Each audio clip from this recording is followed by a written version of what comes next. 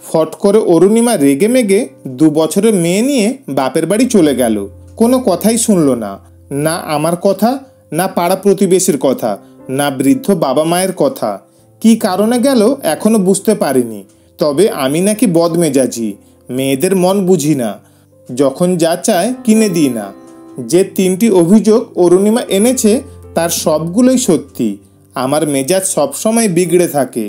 বিগড়ে থাকার কারণ আমার বেসরকারি চাকরি। এত কষ্ট করে টাকা পয়সা খরচা করে ইঞ্জিনিয়ারিং পড়ে শেষ পর্যন্ত জুটেছে 25,000 টাকা সেলসম্যানের চাকরি, তাও আবার যখন তখন নট হবার সম্ভাবনা। আমার থেকে সস্তায় কাউকে পেয়ে গেলেই আমি বাদ, যতই পরিশ্রম করি না কেন। মেয়েদের মন কে বুঝতে পারে তাকে আমার দেখার খুব ইচ্ছে। বছরখানি খুব চেষ্টা করে দেখেছি, বোঝা তো দূরের কথা, বোঝার চেষ্টা করাই বৃথা। যে পয়সা মাইনে পাই মেয়ে দুধ কিনতেই ফুরিয়ে যায় অর্ধেক। বাবা মায়ের পেনশন না থাকলে নির্ঘাত সন্ন্যাস নিতে হতো। বিয়ের বদলে শুধু বিয়ের মালা পরে ঘুরতে হতো সারা জীবন। অরুণিমা চলে যাবার কদিন পরেই বাবা মা কানের কাছে ভ্যানের ভ্যানার করতে লাগলো। তারা নাকি নাতনি না দেখে থাকতে পারছেন না, বাড়িটা খালি খালি লাগছে। নাতনি থাকলে তাদের নাকি সময় ভালো কাটে। সত্যি কথা বলতে আমারও মেয়েটার জন্য মন খারাপ, কিন্তু চাইলেই তো অফিস ছুটি পাওয়া যায় না। পেন্ডিং কাজবাজ চোকাও, বসের পারমিশন নাও তবে। ফলে আরও কদিন ওয়েট করে ফাঁক ফোকর খুঁজে একদিন সকালে রওনা দিতে হলো শ্বশুরালয়। প্রথম কাজ বউয়ের মান ভাঙানো, তারপর মেয়ে। বিয়ে করেছি হাঁসপুকুরিয়া। বাসে বেথুয়া থেকে বার্নিয়া হয়ে যেতে হাড় হাড্ডি বেরিয়ে যায়। খানিকটা রাস্তা খুব খারাপ, কিন্তু জায়গাটা ভারী সুন্দর। জলঙ্গি নদীর পাড়ে শান্ত নিরিবিলি একটা গ্রাম। বর্ষার পরপরই বাইচও হয়। বার্নিয়া বাজার থেকে মেয়েটার জন্য কিছু খেলনা কেনা হলো, আর বেতাই থেকে বড় বড় রসগোল্লা কেনা হয়েছে। বেথুয়া বাসস্ট্যান্ড বাজার থেকেই কিনে নিয়েছিলাম বউয়ের পছন্দের এক গাদা লাল লাল গোলাপ। বেলা 11টায় পৌঁছে গেলাম হাঁসপুকুরিয়া। ভয় ভয় হাজির হলাম শ্বশুরবাড়ির গেটে, অরুণিমাদের বাড়ি। গেট খুলে শাশুড়ি আমায় দেখে অবাক হয়ে বললেন, আরে ঋষিকেশ, এসো, খুব ভালো করেছো বাবা এসে, এসো এসো ভেতরে এসো। শাশুড়ির কথায় বুকের মধ্যে কেমন ছ্যাদ করে উঠল। অরুণিমার কিছু হয়নি তো, অথবা মেয়েটার? প্রায় মিনিট 10 পরে পা দাপাতে দাপাতে এলো অরুণিমা। আমার আগমন তার মোটেই পছন্দ হয়নি। অনেকক্ষণ আবল তাবল বলে ঝাল মিটিয়ে শেষে বেরিয়ে যাবার নির্দেশ দিয়ে আবার উপরে চলে গেল। মেয়েটাকে না দেখে কি করে যাই, তাই বেহার মতো বসে রইলাম অনেকক্ষণ। শেষে শাশুড়ির জোড়াজুড়িতে, শ্বশুরের বকাবকিতে অরুণিমা মেয়েটাকে আমার কোলে এনে দিল। মেয়ে সম্ভবত ঘুমিয়েছিল, ঘুম থেকেই তুলে এনেছে। মেয়ে আমায় একবার দেখে হাত বাড়িয়ে ঝাঁপিয়ে কোলে এসে একবার হেসে ঘাড়ে মাথা রেখে আবার ঘুমিয়ে পড়ল। মেয়েটার কপালে হাত রাখতেই আমার বুকটা কেমন কেঁপে উঠল।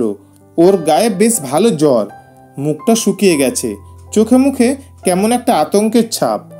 আমি অবাক হয়ে বললাম, মেয়ের গায়ে তো ভালো জ্বর। ব্যাস, আগুনে যেন ঘি পড়ল। ঝাঁঝের সঙ্গে অরুণিমা বলতে লাগলো, জ্বর হলে আমি কি করব? 10 দিন হয়ে গেল ডাক্তার দেখাচ্ছি, না সারলে কি করব? আমি আর কথা বাড়ালাম না, তর্ক বিতর্কে গেলাম না।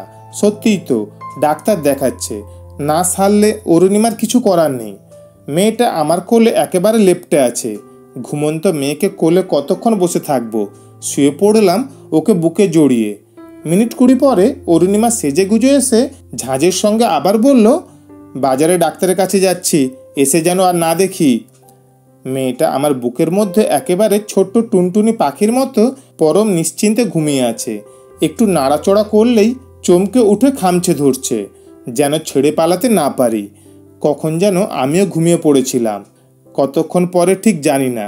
হঠাৎ মনে হলো কেউ আমার কপালে হাত দিয়ে উত্তাপ মাপার চেষ্টা করছে। চোখ মেলে দেখি অরুণিমা একবার আমার কপাল আর একবার মেয়ের কপালে হাত দিয়ে পরীক্ষা করছে। আমি চোখ মেলতেই কটমট করে তাকিয়ে অরুণিমা বলল, চুপ করে শুয়ে থাকো, মেয়েটার জ্বর মনে হচ্ছে ছেড়ে গেছে, একদম নাড়াচড়া করো না, বলেই হনহন করে উপরে উঠে গেল। আমিও একবার মেয়েটার কপালে হাত দিয়ে দেখলাম, না, জ্বর নেই। আরও ঘণ্টাখানি পরে মেয়ে জেগে উঠে আমার ঠিক পেটের উপর বসে বারবার তাকিয়ে বলতে লাগলো, বাবা বাবা। ভালো করে তাকিয়ে দেখি মেয়ের চোখে জল। ওর চোখে জল দেখে কেন জানি না কোথা থেকে বন্যার মতো আমার চোখ দিয়েও টপ টপ করে তপ্ত জল পড়তে লাগলো। ওইটুকু মেয়ে কি বুঝে, আমার চোখ দুটো মুছিয়ে দিয়ে আবার বলতে লাগলো, বাবা বাবা। কি মনে করে অরুণিমা আবার ফিরে এসেছে।